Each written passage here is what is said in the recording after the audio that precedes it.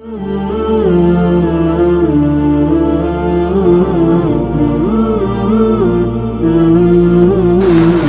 yang ketiga ada pertanyaan bahwa dubna kadar harta katanya yang kira kaya untuk disunatkan muakkad. Jadi apabila katanya nak kelebihan daripada yang katanya paju, jadi kan berarti kayanya berkaya benar motor disabor, rumah disabor, apa orang bayang bekas lumpuh ini baru sunat kurban jangan.